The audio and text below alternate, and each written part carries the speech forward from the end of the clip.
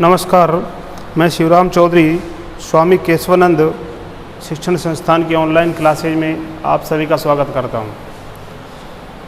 पिछले अध्याय में हमने पढ़ा था, जो पिछला वीडियो हमने बनाया उसमें कक्षा 7 की इतिहास की पुस्तक का प्रथम अध्याय और द्वितीय अध्याय, 2 अध्यायों का हम अध्ययन कर चुके हैं। तो आज हम उन दोनों अध्यायों को, जो महत्वपूर्ण बिंदु हैं, उनको आज समझने की कोशिश करेंगे। देखिए, पहला अध्याय है हजारों वर्षों के दौरान हुए परिवर्तनों की पड़ताल। ये अध्याय प्रथम अध्याय जिसका हमने अध्ययन किया और ये जाना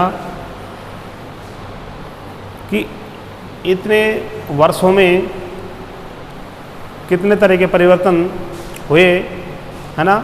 तो उनको आज हम महत्वपूर्ण बिंदु के रूप में यहाँ पर और देखते हैं। देखिए, 1000 वर्षों के दौरान हुए परिवर्तनों की पड़ताल यानी जांच, है ना। तो देखिए, इसमें इस अध्याय में मुख्य रूप से 1000 वर्षों यानी 700 से 1750 ईस्वी के केंद्र में रखकर इसका एक परिचय देने का प्रयास किया गया है, जिसमें परिवर्तन को आधार बनाया गया है।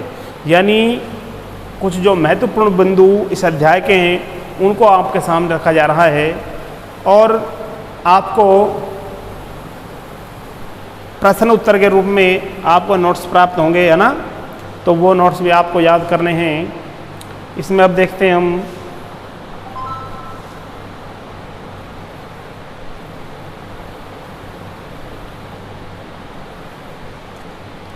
देखिए, नंबर 1 है इतिहासकार ऐतिहासिक सूचनाओं के संदर्भों व पृष्ठभूमि का ध्यान रखते हैं। यानी जब इतिहासकार इतने वर्षों की जांच पड़ताल करते हैं तो क्या करते हैं, ऐतिहासिक सूचनाओं के संदर्भों के, है ना, किस संदर्भ में सूचना प्राप्त कर रहे हैं, इसका वो ध्यान रखते हैं।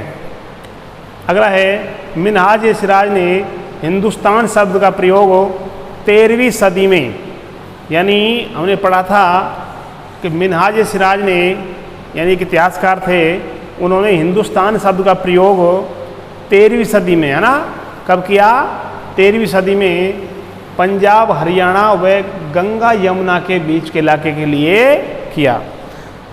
प्रश्न आ जाए कि हिंदुस्तान शब्द का प्रयोग सबसे प्रथम किसने और किस क्षेत्र के लिए किया, है ना।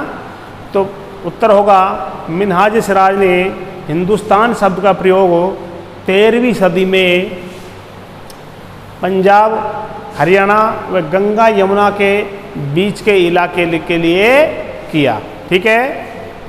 अगला देखिए, इस काल यानी 700 से 1750 ईस्वी में कागज सस्ता हुआ, धनी व्यक्ति, शासक मठ मंदिर पांडुलिपि जमा करते थे।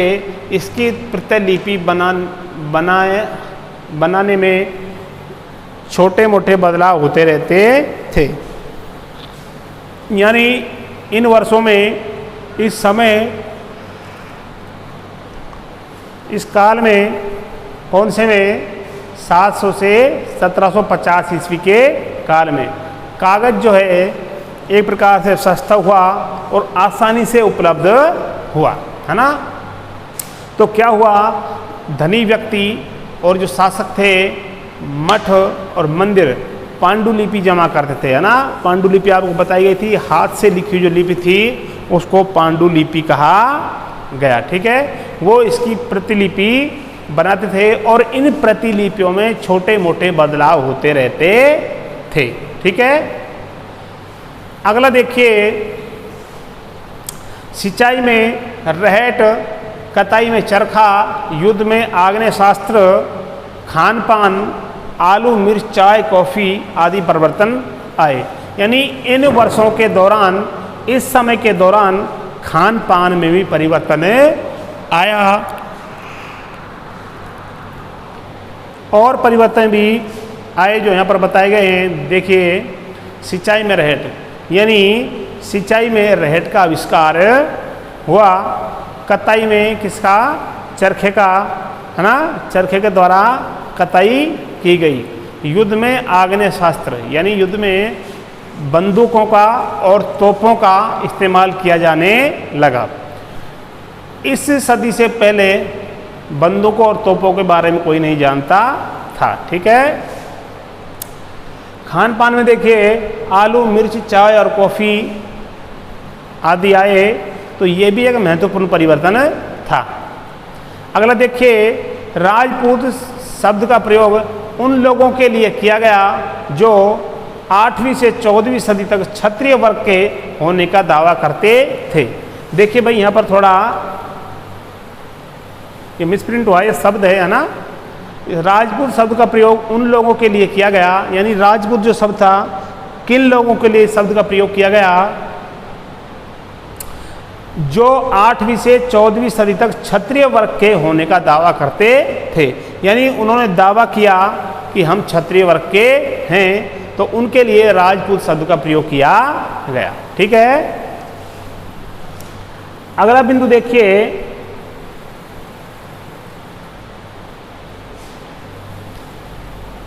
छह नंबर का है, कृषि क्षेत्र में वृद्धि जिस कारण वनवासी कृषक बने। किसी के पास उपजाऊ, किसी के पास कम उपजाऊ भूमि, असमानता बढ़ी, सामाजिक जातियां उपजातियों में बंटने लगा। यानी समाज जो था उसमें उस समय विभिन्नता आ गई है ना। किस प्रकार से आ गई कि कुछ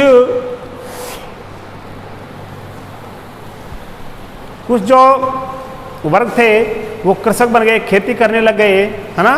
किसी के पास बहुत अधिक उपजाऊ जमीन आ गई और किसी के पास कम उपजाऊ जमीन थी। ठीक है। इससे असमानता बढ़ी और समाज जो था जातियों में और उपजातियों में बंटने लगा। ठीक है। तो अगला बिंदु देखिए, यानी ये परिवर्तन बताए जा रहे हैं कि इन 1000 वर्षों में किस प्रकार से और कौन कौन से परिवर्तन हुए। ठीक है।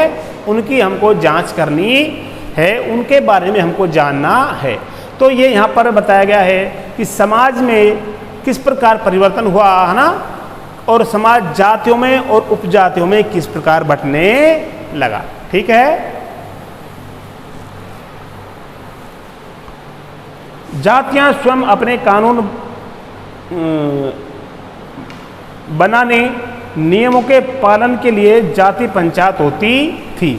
यानी जो जातियां थी अपने स्वयं के कानून बनाते थे और इन नियमों का पालन करने के लिए एक पंचायत होती थी। ठीक है।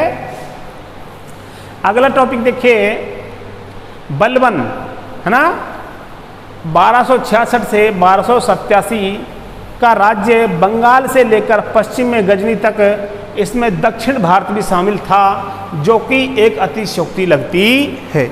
यानी इसमें बताया गया है कि बलबन का जो शासन था और जिस क्षेत्र पर वो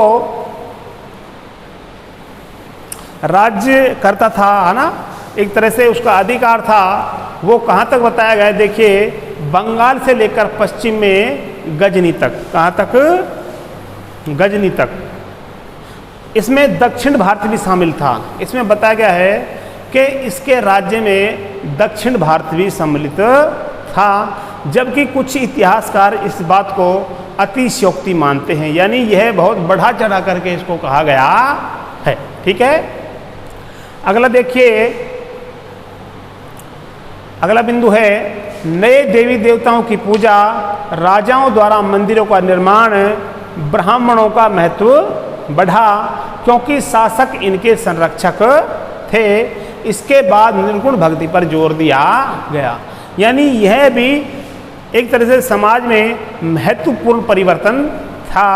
देखिए, नए देवी देवताओं की पूजा, यानी अतीत में जिन देवी देवताओं की पूजा की जाती थी उनसे अलग इस काल में, इस समय के दौरान नए देवी देवताओं की पूजा की जाने लगी। राजाओं द्वारा मंदिरों का निर्माण, करवाया जाने लगा, समाज में ब्राह्मणों का महत्व बढ़ गया है। यानी ब्राह्मण जो वर्ग था, है ना, उनका समाज में महत्व बढ़ गया। क्यों? क्योंकि शासक इनके संरक्षक थे। ब्राह्मण वर्ग का संरक्षक किसको बताया गया है? शासक वर्ग को। ठीक है। इसके बाद निर्गुण भक्ति पर जोर दिया गया। यानी ये यहां तक परिवर्तन हुआ और इसके आगे और परिवर्तन हुआ तो क्या हुआ कि इसके बाद निर्गुण भक्ति पर जोर दिया गया। यानी एक तरह से सगुण भक्ति और उसके बाद में निर्गुण भक्ति। ठीक है। अगला देखिए,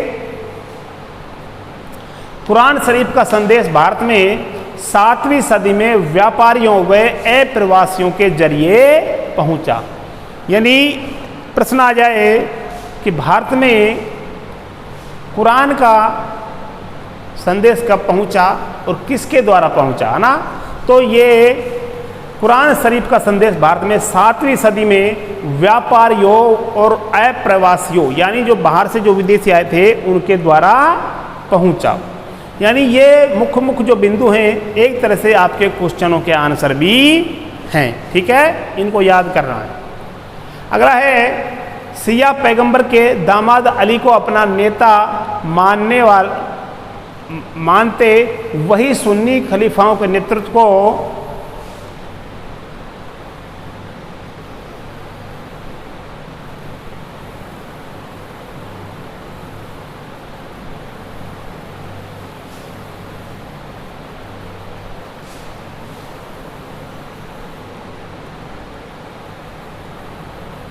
देखिए, सिया पैगंबर के दामाद अली को अपना नेता मानते वही सुन्नी खलीफाओं को नेतृत्व को स्वीकार करते थे। यानी मुस्लिम वर्ग में दो समुदाय बट के, इस तरह से दो वर्ग हो गए, सिया और सुन्नी, है ना। सिया जो थे, सिया पैगंबर के दामाद अली को अपना नेता मानते थे, है ना।